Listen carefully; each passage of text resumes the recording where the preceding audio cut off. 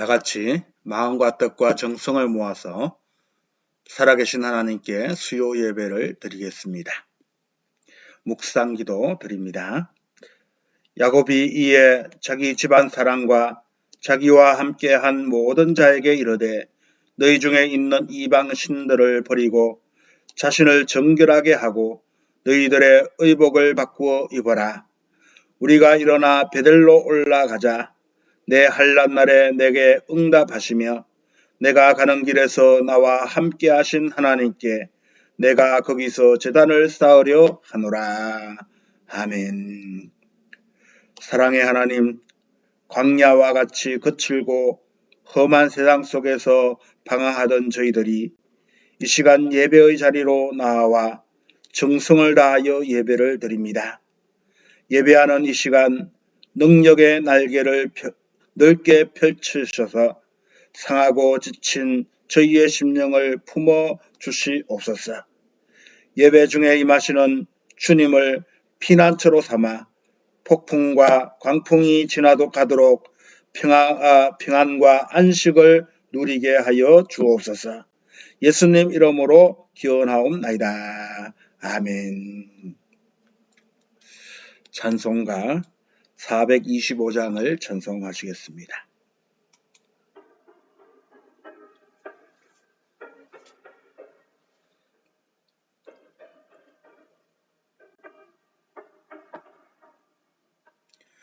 주님의 뜻을 이루소서. 고요한 중에 기다리니 진흙과 같은 날 빚어서 주님의 영상 만드소서. 주님의 뜻을 이루소서. 주님 발 앞에 엎드리니 나의 맘속을 살피시사 눈보다 이게 하옵소서. 주님의 뜻을 이루소서. 병들어 몸이 피곤할 때 권능의 손을 내게 펴사 강건케 하여 주옵소서. 주님의 뜻을 이루소서. 온전히 나를 주장하사 주님과 함께 동행함을 만민이 알게 하옵소서. 아멘.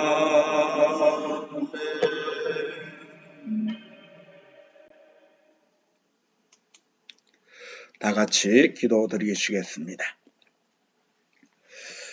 2021년 1월 마지막 주일 수요 예배를 드립니다. 이젠 새해라는 단어도 어색하고 지나온 시간도 적지 않습니다.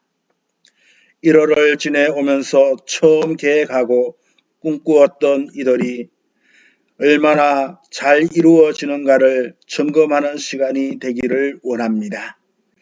날마다 주님 앞에 성실했는지, 날마다 주님을 잘 섬겨왔는지, 날마다 계획한 것들을 실천했는지 돌아보며 다시 마음의 옷깃을 여미는 시간이 되게 하여 주옵소서.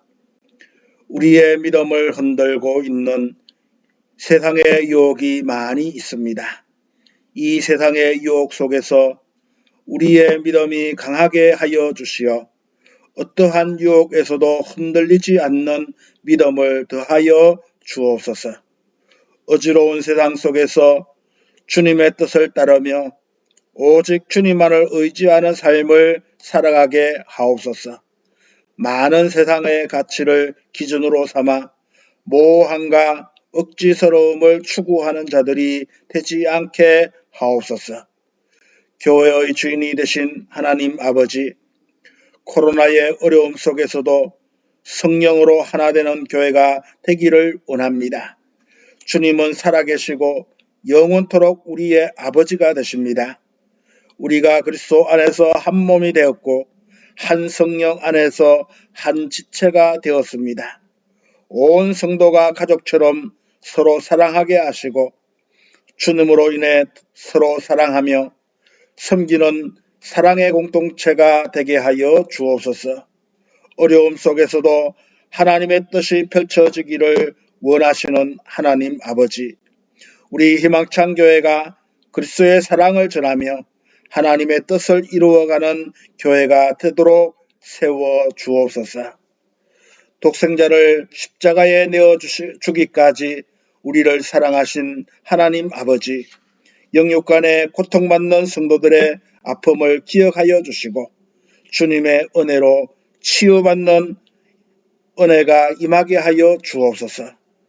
그래서 가정에는 주님의 평강의 복이 생업과 자녀들이 잘 되어 하나님의 주신 풍성한 복을 누리며 살아가는 성도들이 되게 하여 주시옵소서.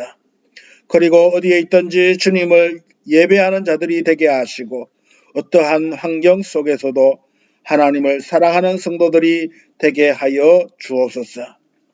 이제 말씀을 듣고자 합니다.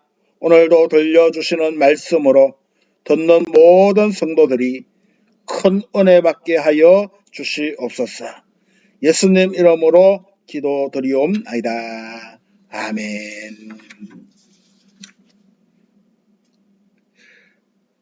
하나님께서 우리에게 주시는 말씀은 시편 34편 1절에서 10절에 있는 말씀입니다. 시편 34편 1절에서 10절에 있는 말씀, 제가 봉독할 때에 함께 봉독하시기를 바랍니다.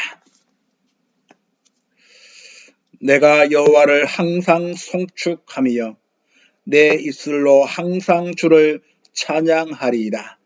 내 영혼이 여호와를 자랑하리니 곤고한 자들이 이를 듣고 기뻐하리로다.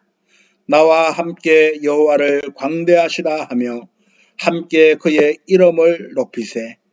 내가 여호와께 간구하며 내게 응답하시고 내 모든 두려움에서 나를 건지셨도다. 그들이 주를 앙망하고 광채를 내었으니 그들의 얼굴은 부끄럽지 아니하리로다. 이 공고한 자가 부르짖음에 여호와께서 들으시고 그의 모든 환난에서 구원하셨도다. 여호와의 천사가 주를 경외하는 자를 둘러 진치고 그들을 건지시는도다. 너희는 여호와의 선하심을 맛보아 알지어다. 그에게 피하는 자는 복이 있도다. 너희 성도들아, 여호와를 경외하라. 그를 경외하는 자에게는 부족함이 없도다. 젊은 사자는 궁핍하여 줄일지라도 여호와를 찾는 자는 모든 좋은 것에 부족함이 없으리로다. 아멘. 이것은 하나님의 말씀이십니다.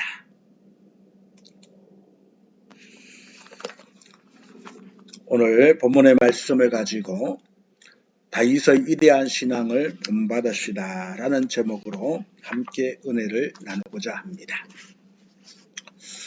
다윗이 살아가면서 많은 어려움을 겪었습니다.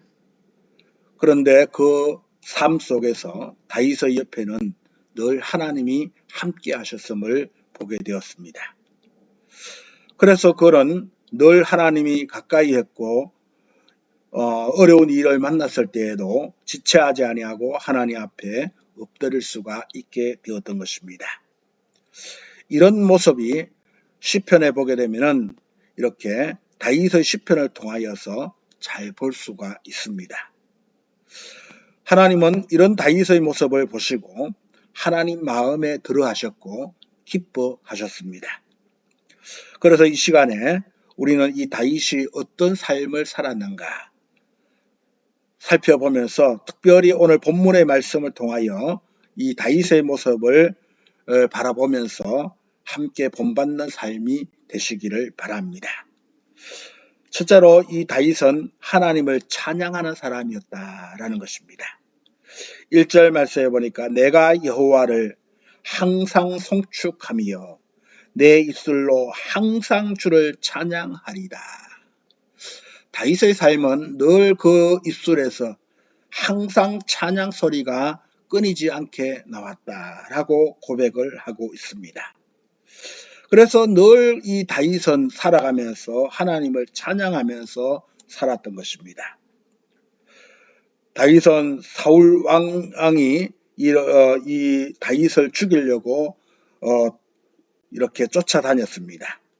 사울 왕은 군사를 이끌고 도망치는 이 다윗을 잡으려고 쫓아다녔지만은 이 다윗을 잡을 수가 없었습니다. 다윗은 이 사울 왕과 이 군사들에게 쫓기는 이러한 신세였지만은 하나님께서 이 다윗과 함께 하셨습니다. 그리고 다윗에게 힘을 주시고 보호해 주시고 지켜주시는 그분의 능력을 이 다윗은 경험을 하게 되었습니다. 이렇게 이 하나님의 은혜와 사랑에 감사하면서 다윗은 날마다 항상 그의 입술이 하나님을 찬양하는 그러한 삶을 살게 되었던 것입니다. 한 사람에게 쫓기는 것도 엄청난 스트레스와 두려움이 오는데 다윗은 한 국가의 왕과 그의 군대에게 쫓기는 신세가 되었으니 그의 두려움은 엄청났을 것입니다. 그렇지만 이 다윗은 하나님의 은혜로 그분의 보호하심과 능력을 경험을 하게 되었다는 것입니다. 그래서 그 어려운 가운데서도 이 다윗은 고난을 이겨내고 하나님을 찬양할 수가 있게 되었던 것입니다. 우리도 삶 가운데 나를 답답하게 하는 그러한 문제들을 만날 때가 얼마나 많은지 모릅니다. 그럴 때 우리는 어떻게 해야 될까요? 우리는 다윗처럼 주님께 나의 모든 문제를 맡겨야지 될 줄로 믿습니다. 하나님 앞에 맡기게 되면은 하나님께서 우리를 지켜주시고 또 도와주시고 이기게 하실 줄로 믿습니다. 그리고 주님께서 우리에게 응답하시고 문제를 해결해 주실 때마다 그 은혜를 경험하면서 하나님 앞에 감사하며 주님을 찬양하는 삶을 살아가는 그러한 성도가 되어야지 될 줄로 믿습니다. 사랑하는 성도 여러분, 하나님을 찬양하는 사람들은 하나님을 갈망하는 사람들입니다. 갈망이라고 하는 단어는 간절히 애타게 찾는다라는 의미를 지니고 있습니다. 물을 떠난 고기는 혹시 산다고 해도 우리는 하나님을 떠나서는 잠시도 살 수 없기 때문에 우리는 하나님만을 찾아야 한다라는 것입니다. 특히 코로나19로 인한 힘든 시기에는 더더욱 말입니다. 하지만 우리가 하나님을 찾고 싶을 때 언제라도 하나님을 찾을 수 있다면 얼마나 좋을까요? 무슨 문제가 되겠습니까? 그런데 주님을 찾고자 노력을 해도 주님을 찾을 수 없는 그 순간이 있다는 것입니다.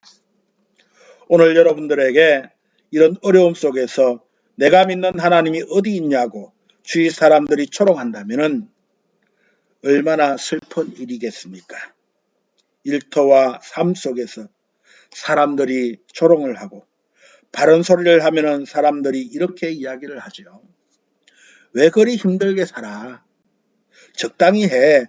라고 하면서 비아냥거리기 일쑤이고 하나님을 갈망하며 교회를 찾았건만 하나님을 만나기는커녕 코로나19가 걸려 사회적 지탄을 받게 되는 그리스도인들, 그리고 가족들과 이웃들의 비웃음들, 한없이 우리는 하나님을 찾고 싶어도 찾을 수 없는 그러한 순간이 지금 우리의 모습이 아닌가 싶습니다.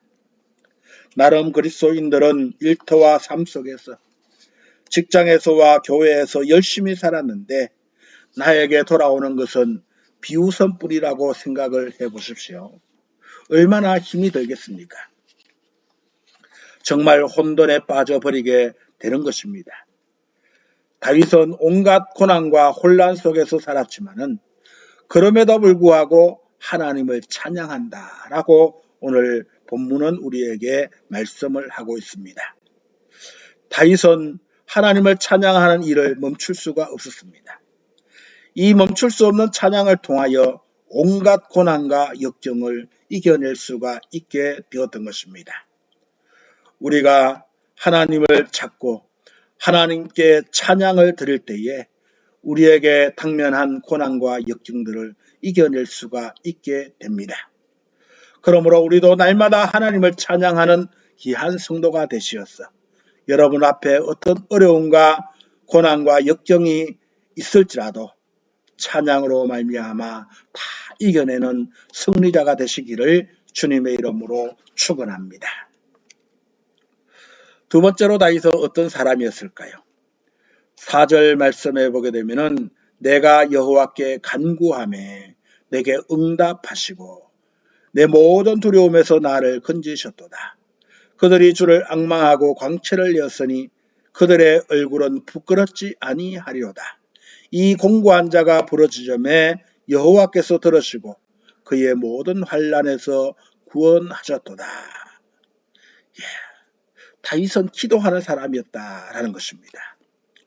성경에 보면은 이 시편은 오늘 우리가 읽었지만은 150편으로 이렇게 되어 있습니다. 그 중에 73편이 이렇게 다윗의 시로 이렇게 나타나고 있습니다. 그러니까 절반 정도가 이렇게 다윗의 시였다라는 것입니다. 이렇게 이 시편은요, 자기 신앙의 고백이요, 기도의 모습입니다. 그렇기 때문에 이 다윗은 기도로 만들어진 사람이다. 날마다 기도하는 사람이다. 라고 이렇게 정의를 내릴 수가 있게 되는 것입니다. 거기에 보면은 이 시편에 보게 되면은 구구절절 이 다윗은 괴로울 때, 기쁠 때, 슬플 때, 화가 날 때, 또는 위기에 빠졌을 때에 모든 인생의 희로애락을 이렇게 거기에 담겨져 있는데 이것은 무엇을 말을 하고 있습니까? 이럴 때마다 어떤 상황 속에서도 다윗은 항상 하나님 앞에 기도를 드렸다라는 것을 우리에게 보여주고 있는 내용입니다. 그만큼 이 다윗은 모든 일에 하나님께 기도했고 하나님께 찬양을 했던 것입니다. 자, 그런데 왜 다윗은 이렇게 기도했던 것일까요? 그 이유가 뭘까요? 학습 효과였기 때문입니다. 학습 효과라고 하는 것은 한번 경험되어진 바를 되풀이하거나 되풀이하지 않는 것을 말하고 있습니다. 되풀이하는 것은 좋은 경험일 때 되풀이를 하게 되고요. 반대로 좋지 않는 경험을 하였을 때는 되풀이하지를 아니합니다. 예를 든다면 요즘 학교 앞에 단속 카메라가 이렇게 달려져 있습니다. 신호 위반, 지시 위반을 하게 되면은 승합차를 몰게 되면은 13만 원, 승용차는 12만 원의 벌금을 내게 됩니다. 만약에 내가 신호 위반을 했습니다. 그러면 승용차를 타고 다니다가 신호 위반을 하게 되면 12만 원의 벌금을 내게 됩니다. 이렇게 교통 위반으로 인하여서 벌금을 내는 거 얼마나 아깝습니까? 정말로 내기 싫은 것이 이런 것 같습니다. 그래서 억지로 이 12만 원을 벌금을 내고 나면은 그곳을 지날 때마다 생각이 날 것입니다. 다시는 위반을 하지 말아야지. 이렇게 하여서 위반을 하지 않습니다. 이것이 바로 학습 효과인 것입니다. 다윗도 마찬가지였습니다. 다윗도 하나님 앞에 기도하면은 하나님께서 반드시 응답해 주신다라는 것을 경험을 하였다라는 것입니다. 학습을 하였다라는 것입니다. 그냥 머리로만 안 게 아니라 학습을 통해서 알게 되었습니다. 그래서 어떤 이렇게 절박한 상황 속에서도 다윗은 하나님 앞에 기도하게 되었고 또 기쁠 때에도 슬플 때에도 하나님 앞에 늘 기도하였다라는 것입니다. 사랑하는 성도 여러분, 왜 우리가 기도를 못합니까? 기도의 경험이 없기 때문에 그렇습니다.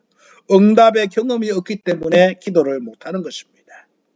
오늘 우리가 하나님 앞에 열심히 기도할 수 있는 비결은 내가 오늘 이렇게 기도하니까 하나님께서 나에게 이렇게 힘주시고 나에게 이렇게 응답해 주셨구나 하는 경험, 학습 효과가 있다면 반드시 우리는 누가 기도하지 말라고 해도 기도하게 되어 있습니다.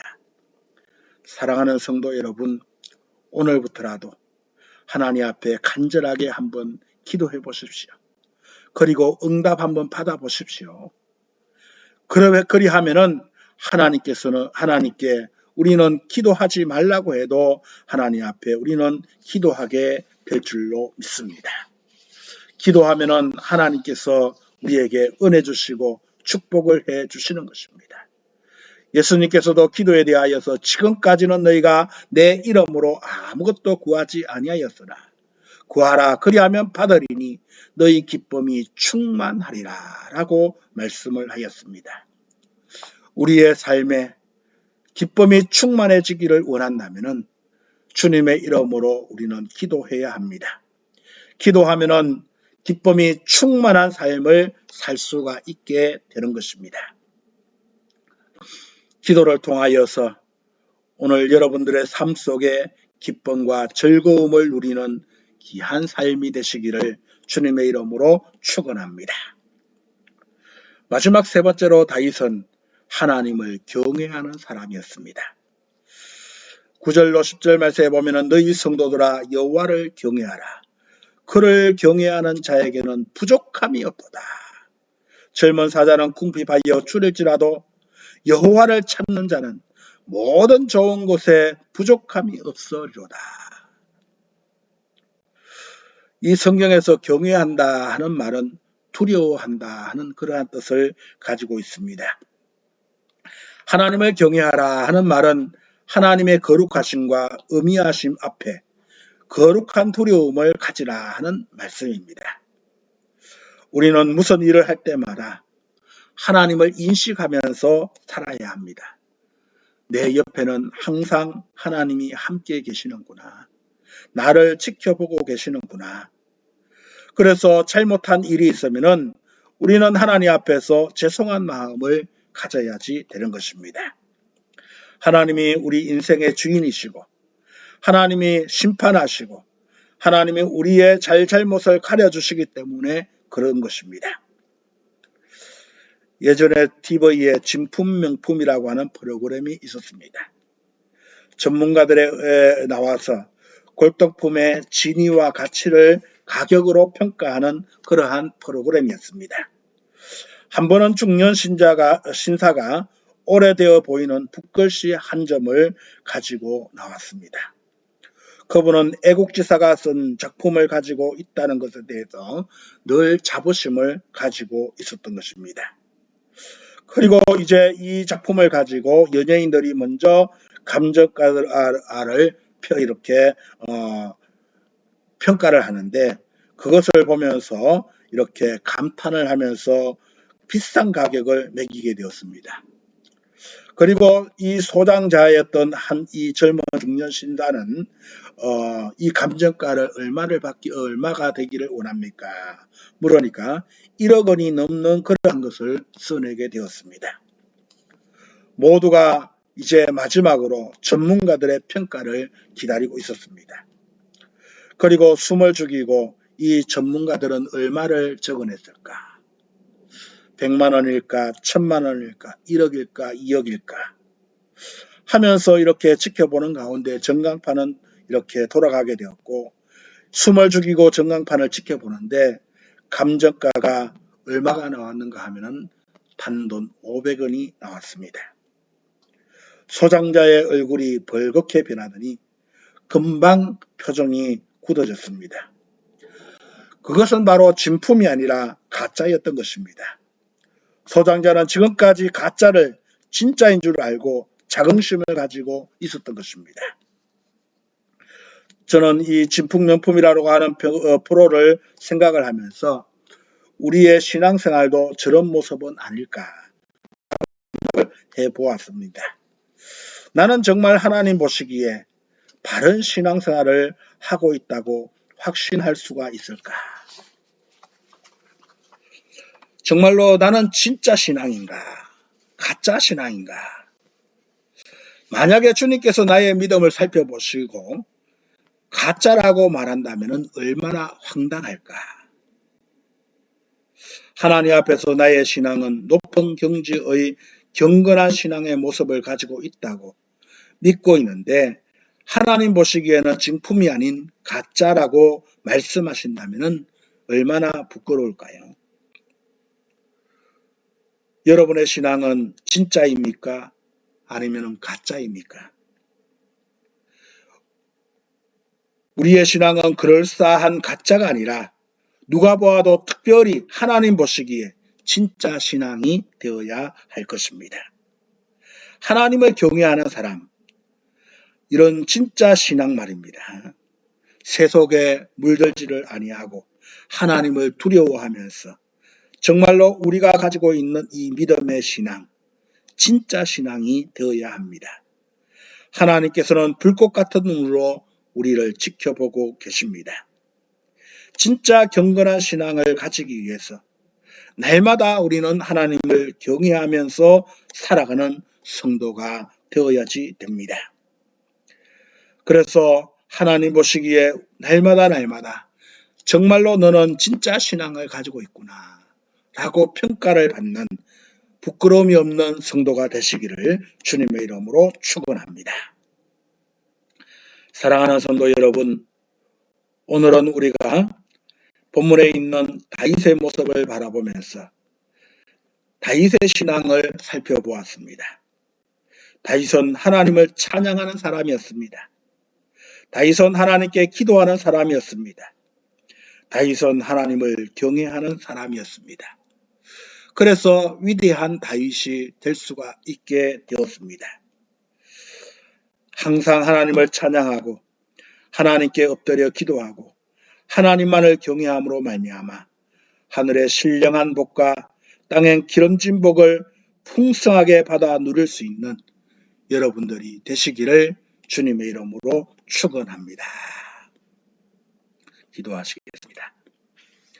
거룩하신 하나님 아버지, 감사를 드립니다.